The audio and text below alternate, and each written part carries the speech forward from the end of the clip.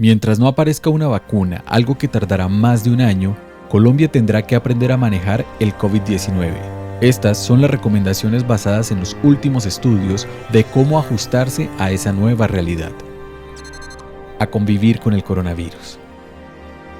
Cuando la Organización Mundial de la Salud declaró la pandemia por el nuevo coronavirus, el confinamiento en casa fue una de las estrategias extremas de las que echaron mano los gobiernos. Según algunos estudios, evitó millones de muertes en el mundo, pero a un costo económico y social muy alto. Para no ir muy lejos, el desempleo en el país alcanzó el 21.4% en mayo, lo que representa una pérdida de más de 5 millones de empleos. Miles de negocios quebraron y muchos colombianos hoy presentan síntomas mentales por el encierro prolongado y la incertidumbre. Al parecer, la única manera de lidiar con la COVID-19 será echar mano de mecanismos de autoprotección. Los estudios más recientes señalan que las posibilidades de contagio por aire o por contacto con algunas superficies no son tan peligrosas y que el verdadero riesgo se concentra en las interacciones sociales persona a persona. Cuando alguien infectado tose, estornuda o incluso hace actividades aparentemente tan inofensivas como hablar o respirar, emite gotas de diferentes tamaños que contienen partículas virales. La carga requerida para generar la infección es cerca de 1000 partículas de virus por minuto. En la respiración normal se producen más o menos 20, por lo tanto el riesgo es bajo. En una clase, en un salón, la cifra pasa apenas de 200, pero a medida que la persona alza la voz, el número de partículas aumenta. Pero lo sorprendente es que estas cifras moderadas con un estornudo pueden pasar a cientos de miles o incluso a millones en un segundo. Eso significa que estar frente a una persona que tose o estornuda es muy peligroso y que la forma de controlar esta expansión es toser contra el brazo a la altura del codo.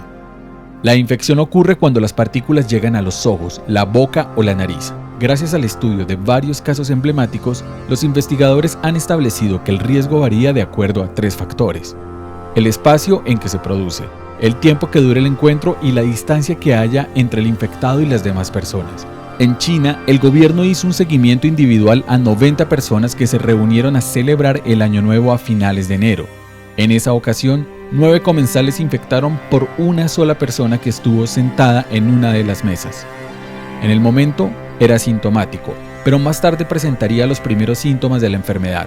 De acuerdo con los investigadores, el paciente infectado estaba en una mesa con otras 8 personas, de las cuales 4 más se infectaron esa noche.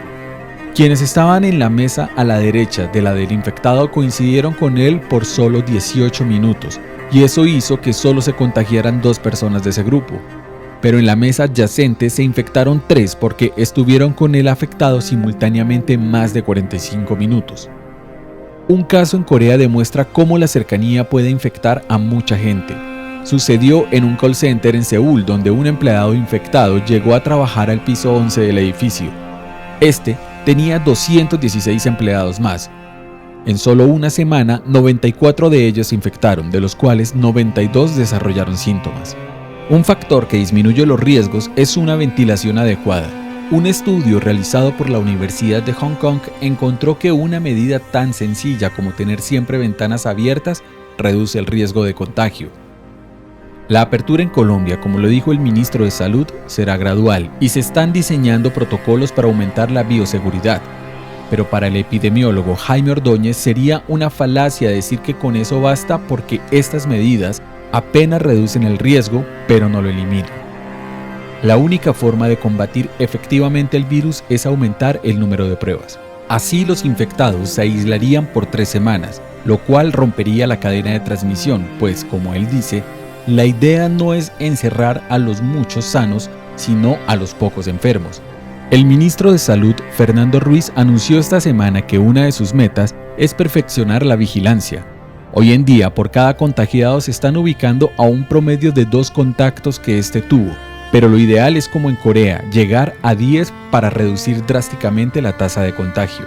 Un escenario que no se puede descartar del todo es que no aparezca a mediano plazo una vacuna. Al fin y al cabo, enfermedades como el VIH y la malaria subsisten hasta la fecha controladas sin que haya llegado la cura mágica. En este momento, hay más de 100 laboratorios farmacéuticos buscando esa cura, 8 de los cuales ya están en ensayos clínicos. pero puede suceder que en lugar de una vacuna única universal que solucione todo, aparezcan remedios parciales con diferentes efectos. Drogas como el remdesivir, que sirve para acelerar la recuperación por la infección, y la dexametasona, que evita el 30% de muertes en casos severos con pequeñas luces que hacen que el panorama hoy no sea tan oscuro como hace 6 meses. Otra buena noticia es que en algunas ciudades de Colombia, como Leticia y Barranquilla, la mitad de la población ya tuvo la infección, por lo que se podría ver si hay inmunidad de rebaño, que sería equivalente a una vacuna natural. Como dice Erin Bromwich, uno de los gurús más respetados en el campo de la virología, la gente debe tener presente que la fórmula de contagio está en el tiempo y la proximidad a los demás, y con base en eso programar sus actividades. Pero lo que nadie puede olvidar es que su salud y su vida y las de sus conocidos están exclusivamente en sus propias manos.